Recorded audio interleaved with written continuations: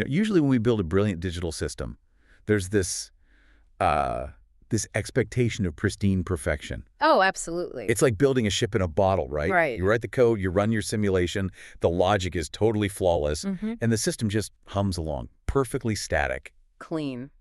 Uncomplicated. Exactly. Clean. Very comforting, honestly. I mean, we love building these immaculate digital walled gardens. Right.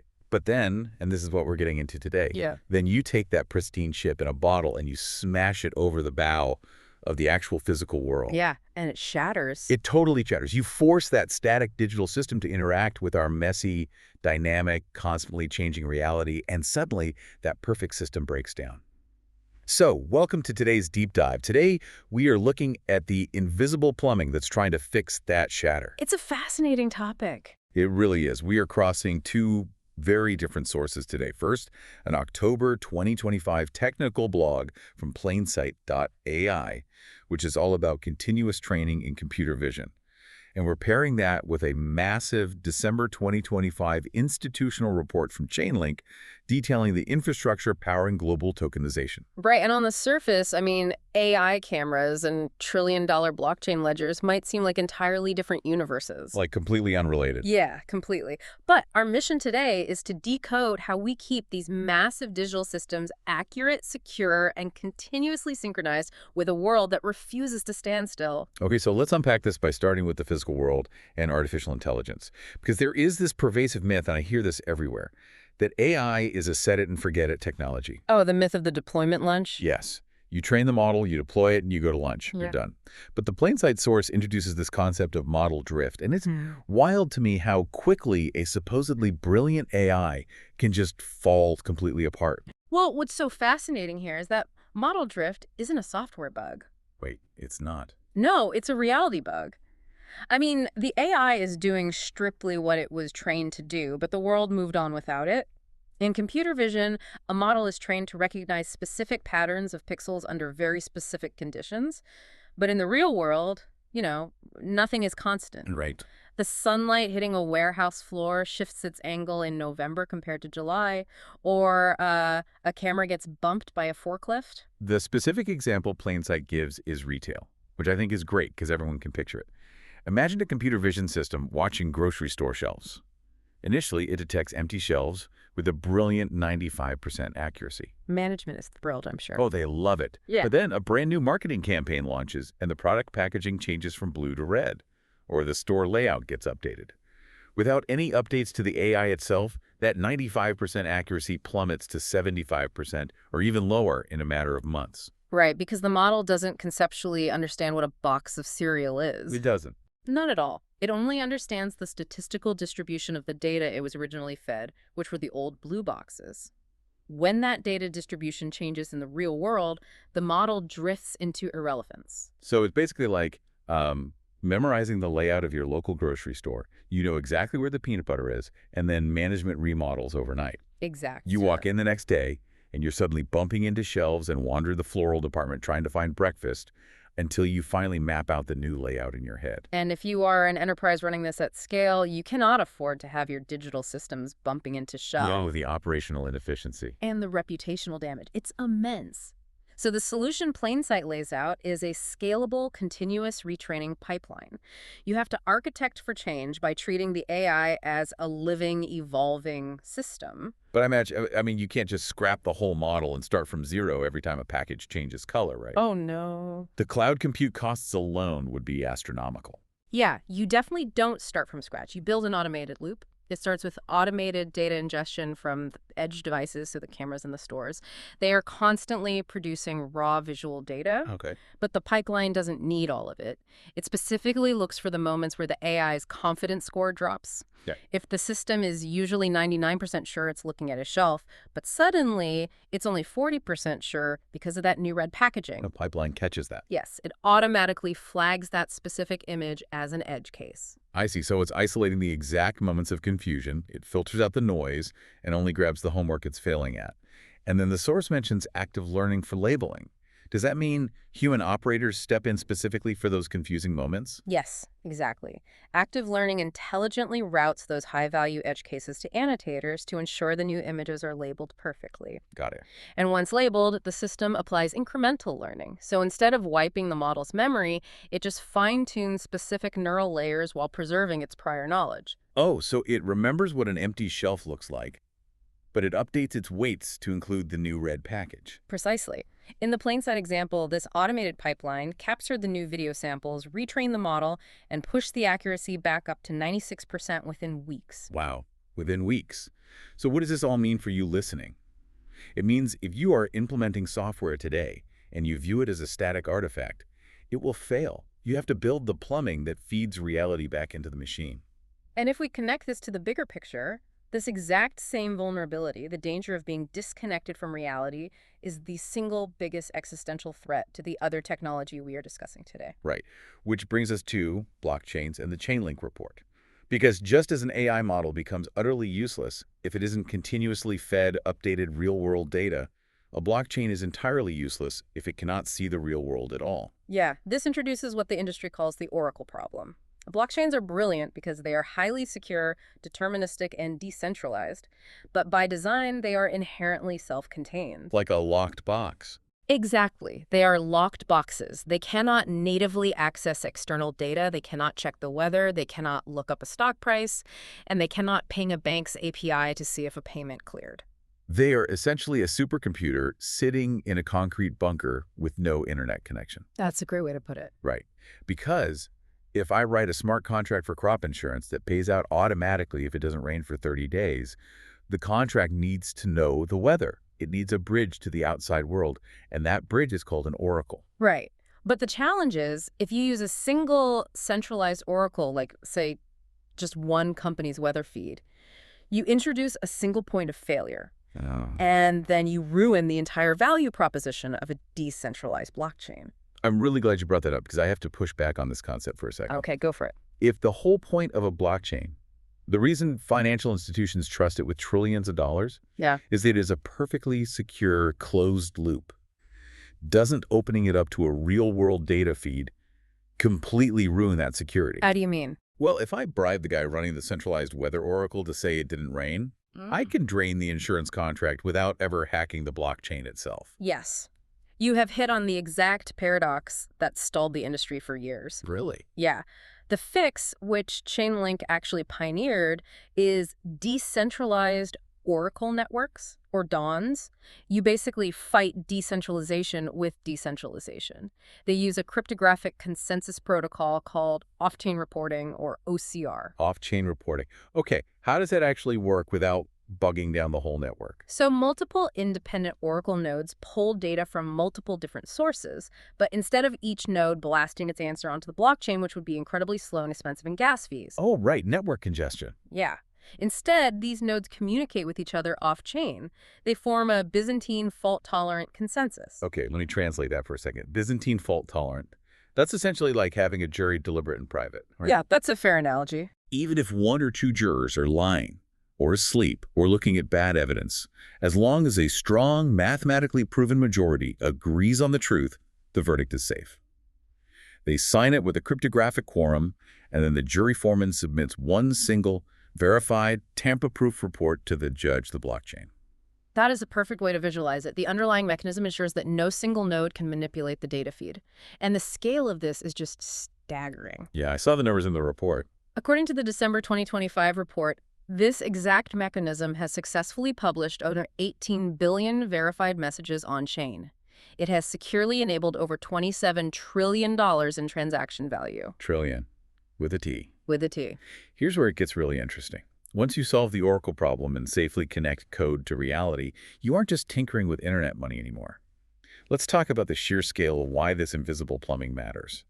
The Chainlink report cites a World Economic Forum estimate that tokenization could target up to $867 trillion in financial assets. It's massive. That is basically all global assets. They are projecting an immediate $16 trillion institutional opportunity by 2030. Because we are moving from simple crypto trading to the tokenization of the entire global financial system. We're talking funds, equities, bonds, real estate. Everything. Everything. But to handle that kind of volume, institutions realized they needed a massive infrastructure upgrade. They needed something akin to what TCP/IP did for the early fragmented intranets, turning them into the unified global internet, Right, tying it all together. or what the Java runtime environment did for web applications. And the report introduces this orchestration layer for that, the chain link runtime environment, or CRE. Because an institution executing a modern smart contract is trying to solve 5 fundamental problems all at once. Right. Data, interoperability, compliance, privacy, and synchronization. When you are a massive global bank, you are trying to coordinate across public ledgers, private bank chains, and decades-old legacy banking systems all at the same time. The CRE allows developers to compose workflows that pull from different Oracle networks to execute a single, seamless action. So it's less like a simple translator and more like an air traffic control tower for global finance. Like that. It doesn't just translate the language of the airplanes, it synchronizes their speed, altitude, and destination across different airspaces simultaneously so they don't crash into each other. Exactly. Now, to prove this isn't just theoretical white paper stuff, let's look at how the biggest traditional financial players are actually using these data pipelines to bridge into Web3 right now. Let's start with the data and security problem. What is proof of reserve? Proof of reserve solves a catastrophic vulnerability. So in decentralized finance, you often have tokens that represent assets held off-chain, like a stablecoin backed by US dollars in a traditional bank vault. Okay, makes sense. But if the smart contract blindly trusts that the collateral is actually there in the vault, a hacker can trick the contract into printing millions of unbacked tokens. This is called an infinite mint attack. A completely fatal scenario for any financial protocol. Total disaster. So proof of reserve uses chain-link oracles to automatically cryptographically verify the off-chain collateral before allowing the smart contract to mint new tokens. It acts as an automated circuit breaker. That's smart. The report notes that major protocols like Aave and Lido use this data to secure over $50 billion and $24 billion in total value locked, respectively. And Aave is even using a novel Oracle solution called Smart Value Recapture, or SVR, to address MEV. Okay, MEV, maximal extractable value. This is a huge pain point where sophisticated bots basically front-run regular users' trades in the network's waiting room, siphoning off value during liquidations, right? How does SVR fix that? Traditionally, when a loan is liquidated on a protocol like a COV, third-party bots compete to execute it and extract a profit, draining value from the protocol. Right. The bots just feast on it. Exactly. SVR changes the game entirely. It allows the protocol itself to recapture that value. The Oracle network handles the liquidation securely and routes that extracted value back into the protocol as an additional revenue stream, protecting the users instead of enriching the bots. So they're plugging the leaks and securing the vaults. That's data and security. Right. But what about interoperability? The report talks about SWIFT, the messaging standard used by over 11,500 financial institutions globally. I mean, the literal backbone of traditional finance. They are using Chainlink's CCIP, the cross-chain interoperability protocol. Yes, and this is the TCP/IP moment in action. CCIP allows institutions to instruct token transfers across both public and private blockchains using their existing SWIFT infrastructure. Wait, their existing infrastructure? Yes. They don't have to rip and replace their entire backend. They just use Chainlink as an adapter to interact with the blockchain world seamlessly. That is massive for adoption. But let's take it a step further into capital markets. The report highlights a landmark transaction involving JP Morgan's blockchain unit, Kinexys, and Ondo Finance. They completed a delivery versus payment transaction, or DVP. DVP is essentially the holy grail of financial settlement. It means atomic settlement. Meaning it happens all at once. Right. The delivery of the asset and the payment for the asset happen simultaneously. If one fails, the other fails. Neither party is ever left holding the bag. And they achieve this across completely different environments, settling a tokenized U.S. Treasury fund across permissioned bank chain and a public blockchain. Incredible. And UBS used the Digital Transfer Agent Standard, or DTA, to process the first ever in-production end-to-end on-chain subscription and redemption for a tokenized fund. They automated the entire transfer agency process, which is traditionally highly manual and paper-heavy, directly into the smart contract workflow. Yeah, that level of automation brings unprecedented efficiency. But this raises a massive glaring paradox that we have to talk about. If all of this institutional money, JP Morgan, UBS, SWIFT, is moving on-chain, how do heavily regulated banks deal with the fact that public blockchains are, by definition, totally transparent and public. Every transaction is broadcast for the whole world to see. How does a bank maintain privacy and compliance? This is the fifth and arguably most difficult problem the CRE solves: privacy.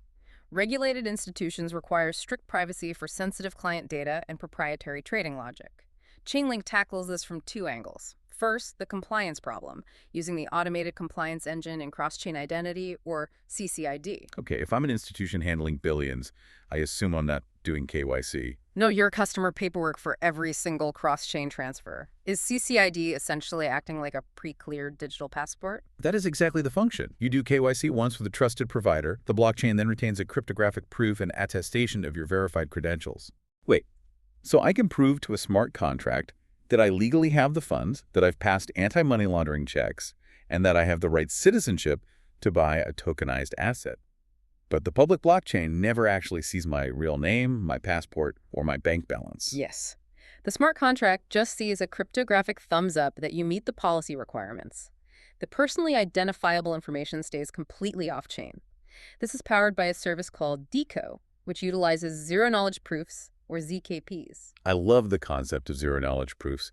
Imagine a bouncer at a club checking your ID. Good analogy. Right. Instead of looking at your actual birth date, your home address, and your full name, ZKPs act like a cryptographic scanner that simply flashes a green over 21 light. The bouncer knows definitively that you are of age, but learns absolutely nothing else about you. A fantastic analogy. DECO allows an oracle to prove that a piece of information from a web server like a bank balance is true without revealing the actual numbers on the blockchain. And for the actual trading algorithms, they use confidential compute. This deploys decentralized computation inside physical enclaves called Trusted Execution Environments, or TEEs. Oh, so the smart contract runs its logic inside a secure black box. Exactly. The inputs are hidden, the computation is hidden, and only the final approved output is revealed on the blockchain. You could have a highly proprietary trading algorithm executing on a public chain, and no one could reverse engineer it. Furthermore, if a bank needs to move assets cross-chain privately, they use CCIP private transactions. This advanced encryption keeps the sender, the receiver, and the transaction amounts entirely confidential while still utilizing the public network to move the data. Wow. They can keep everything encrypted or choose to share the decryption keys only with authorized parties, like financial regulators. It's the perfect balance. Public verification with private data. So what does this all mean for you? Let's pull all these threads together.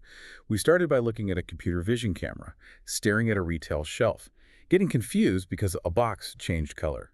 We ended with global banks settling multi-million-dollar tokenized treasury funds across public and private ledgers simultaneously. The overarching theme is the death of static technology. A digital system that cannot perceive and adapt to reality is a broken system.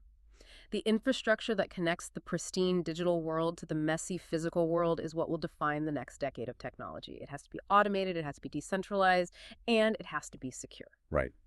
Whether it's an AI model suffering from data drift or a smart contract waiting blindly for a piece of data to execute a trade, the solution is the same.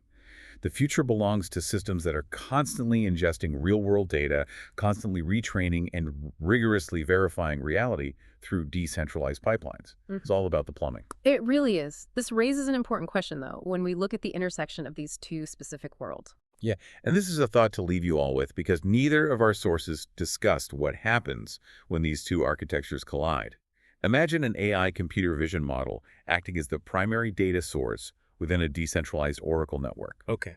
Let's say it's monitoring a port, feeding container data to a blockchain supply chain contract. Okay. If that AI suffers from model drift just because of a simple lighting change from a passing cloud, and the Oracle network blindly trusts that AI's output as the absolute truth. Oh, wow. The consensus protocol would mathematically verify the AI's hallucination as fact. Exactly. Could a simple physical shadow accidentally trigger a multi-billion-dollar smart contract liquidation on the blockchain?